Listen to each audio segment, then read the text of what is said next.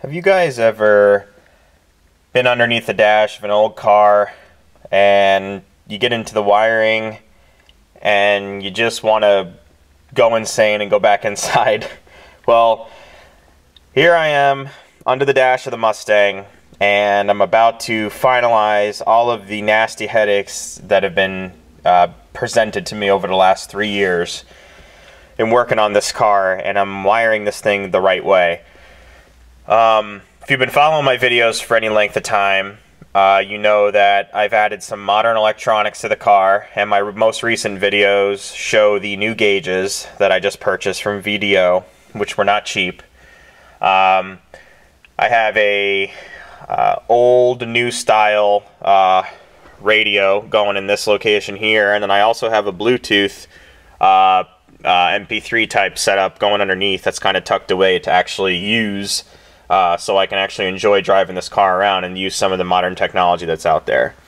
So I want to just give you guys an overview here of what I'm doing and why I'm doing it, and this is some of the stuff that no one ever really likes to show you on a car restoration. They all just show you the finished product and, oh, look at how great it is. So without further ado, you're looking at my rat's nest of wires. It actually has a very systematic approach here. What I'm doing is I'm making some wiring harnesses. Basically, I'm isolating the certain areas that are going to be operating off of one another. For example, the air conditioning system that I just recently installed is right here. You'll see that black box back there behind the wires there and those tubes. This car got an Old Air Products air conditioning system. This is the Hurricane unit, custom for the 71 through 73 Mustang, that utilizes the existing vents. So when you install one of these air conditioning systems, you need to wire it up because it's not all completely mechanical. It integrates into the existing switches for the heater controller, which are all mechanical, and it kind of uses pressure switches on some of the mechanical sliders to make it work. So obviously you're going to need power. You also have a blower motor in there, which is right in there, that requires power. You also have a thermostat that tells the compressor to turn on and off, and that requires a signal. So already you have a bunch of good amount of wires there that need to happen. So let me show you here. Here is the harness that I just got done making last night for the AC system, and you'll see that this is very systematically organized, and then I kind of went overboard. So here's the relay. This relay is going to actually get securely mounted into the dash once I determine my proper length for travel. These these few ends here go to the blower system, the switches and sliders. This here goes to the fan, the existing fan switch that controls the blower speed. And then some of the wires are predetermined and the fuses are pre-made, so I had to group the wires together, which I did nice and clean here.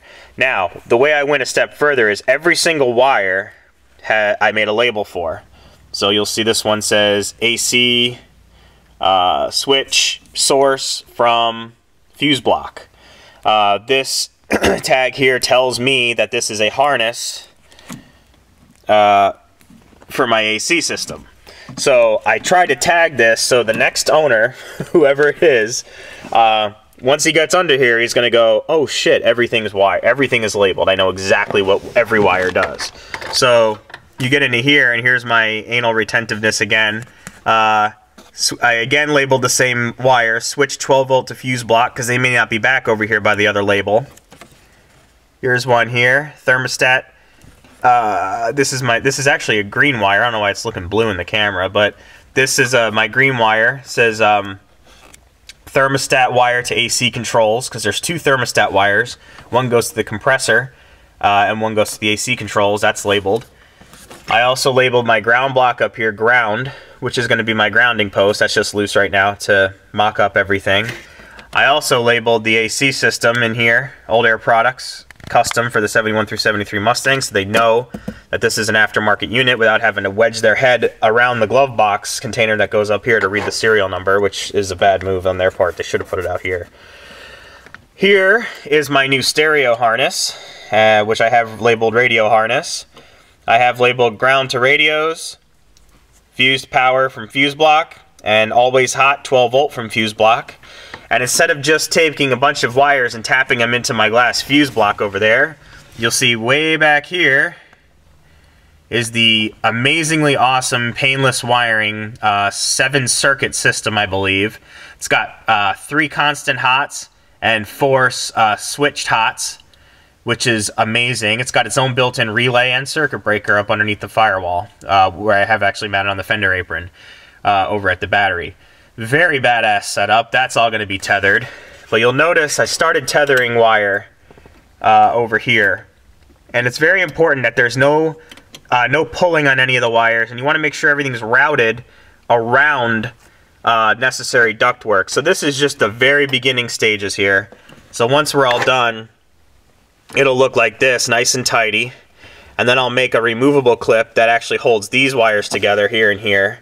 So everything will create a nice, clean, very labeled harness that will help any new owners of the Mustang when I'm gone and whatever, you know, whenever I sell it or whatever. So now, tools of the trade I'm using is this really trusty label maker by Brother, and it came with a label in it, ribbon in it, and this baby goes for about 39 bucks at Home Depot. It's the rubberized version that can take a beating. Very handy. And it prints right from the top here, and you just push the little cutter and it cuts it. So highly recommend that. I got my shop light in here that I continue it. Well, actually this time I haven't burnt my hand on or my arm on yet, luckily. But this gets quite hot, but it does illuminate very nicely in here, and I like it better than the LED stuff. Have yourself a good package of wire ties, because if you're doing this thing right, you want to make sure you're wire tying your wires like this. Come down. Everything stays grouped. Another tie here. Make sure everything's nice and tight. Now this harness that I haven't showed you yet gets speaker wire attached to it, but this harness here is my radio harness. So you'll see this is for this one with the big box here. This is for the old new style radio with the knobs. This here is for the Bluetooth radio with everything tethered and labeled. I also used the proper connectors to bridge 2 wires together, and then a substantial amount of shrink wrap to actually further insulate the connection instead of using electrical tape. You'll notice that there's not a roll of electrical tape anywhere in here. And that's because I'm a firm believer of shrink tubing. So you'll see my kit that I've made over here. This is a custom made kit where I have the proper copper connectors, typical metal connectors, the necessary bridges or junction connectors, whatever you want to call those there. All important. Then there's my gold plated connectors for my speaker connections. There's my assortments of shrink wrap, which are probably the most important part of this wiring job, is the making sure you use shrink wrap on every damn thing. I do not want to see any tape in here when I'm done, and I hate getting underneath an old car and seeing that someone has gone to town with electrical tape and they've just, you know, twisted wires together and taped them, and then the wire's sticking through and it's shorting the whole damn car out and you're wondering why your battery's dead. So that's what's going on here. So AC harness, radio harness, and this also, when I'm done, all these wires will be perfectly straight and tied together in twos, and then every single connection will be shrink wrapped with the proper bridge connector. So there's the 2 harnesses ready. These were tested. They both power each radio perfectly, no voltage draw anywhere. Get yourself a good one of these. This is a made in the USA Klein Tools wire stripper for tight spaces. Then I have my really badass, definitely get yourself one of these. This is the all-in-one stripper puller. So you basically put the wire in here, you measure your gauge, you squeeze it, and then pull it, and it actually just pulls the insulation right off the wire and then is ready to go for the next round. This is also by Klein Tools. Quality shit here. I'm using a crimper. I'm just using a regular old average. I believe this is a Klein. Yeah. Get yourself a made in the USA Klein Tools crimper, and I'm just basically using one of these 3 slots back here to crimp. And you give it a good crimp, but you don't break the plastic sheathing on the crimper. You want to make sure you give it a good solid crimp, but don't break the plastic, and then check, you know, give it a good pull on each side and make sure those wires aren't going to pull out. You want to make sure those are permanent before you shrink wrap everything. So those are my 3 cutters. I'm using a variation of this style cutter and this one, which is really nice and sharp, to cut my wire ties off, so there's no frilly things from the wire ties. You want a good scissor in here to trim up your labels. Of course, necessary screwdrivers and little flashlight here. But pretty straightforward. I use a lighter sometimes for the shrink wrap, and my torch is now out of butane. Just be careful you don't light your car on fire. This is one of those proceed with caution strategies here, but it can work if you kind of know what you're doing.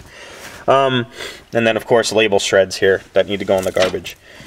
So yeah, guys, that's what's going on. Here's the existing harness over here. That's just a rat's nest. That's going to be basically, I'm going to go through any wires that have already been tapped and everything else, make sure that they're all insulated, and I'm going to tuck that in nice and zip tie it, and then label what I know is in use for that, and then that'll get tucked back up underneath the dash where it goes factory. So yeah, that's what's going on in a nutshell, and I'll give you a little sneak peek here. You guys were making comments about the three gauges that I have in the center there, the tack, the oil, and the water temperature. Since that video, I saw a recommendation to order a tachometer that goes here where the idiot light section is, the conversion. I did place my order for that. That is in process. I just have to pull my existing cluster and send it to him so I can save 50 bucks. And he's going to go ahead and make me a tachometer that matches that speedometer perfectly right there. So that's where the tach's going. And to make sure I can monitor everything perfectly, and some of you may call this overkill, I don't care. Bingo. We got some more really cool gauges in here. I wanted to, oh yeah, and this is the nitrous management center here. First switch on the left, flip that up, that arms the nitrous. Second push button switch there is the purge for the nitrous. Far right switch there is the override for my electronic cooling fans should the new Durale temperature sending controller fail. So that's that. And then for the gauges here, we have a vacuum, which is actually going to replace where the tachometer is in that center cluster. New style fuel gauge, because my existing fuel gauge is a royal piece of crap, and I want to make sure I can double check my fuel. Volts, which will just basically monitor my battery charge level, and a cool clock, because you got to have 4 gauges in here. You can't just have 3, right? So I figured that'd be pretty cool in case I lost my phone or didn't bring it. I can always check the time there. So it just kind of completes the interior of this. It gives me the ability to add more of the necessary gauges that match, and then keep it sleeper, just like that. So the inside of the car will pretty much look completely factory. You're not going to notice anything out of the ordinary, but it's out of the way, and I have good instrumentation. So like it or hate it, that's what's going on in there. So yeah, guys, this is a nice little update video. I know it's a little long-winded as usual, but someone that's getting into restoring a car, you want to, you want to get underneath the dash and start doing all these things to it, making it run well, and the electrical system is probably one of the most important systems next to the drivetrain, because it'll leave you stranded with a dead battery, or it can start a fire and burn down your project if you're not doing it right. So make sure you use the necessary fuses. Pick yourself up a Painless fuse block instead of just tapping the hell out of the existing glass block. Don't cut any existing wires out of here for the next owner, should he decide he wants to change everything up, So do it the right way, take your time, make sure that you're putting the love into the restoration that you need to. I like to label everything, because now I know as soon as I look at a wire, I'm like, what the hell is that going to? Oh, okay, I know exactly. That's from the fuse block. Oh, that's that's hot. Perfect. Oh, this is the radio harness. Got it. It's just better. This way you're not tugging on wires trying to figure out where they go and tracing them around. So, yeah, guys, thanks for watching again. And if you have any questions or anything, pipe them down below, and I appreciate your feedback. See ya.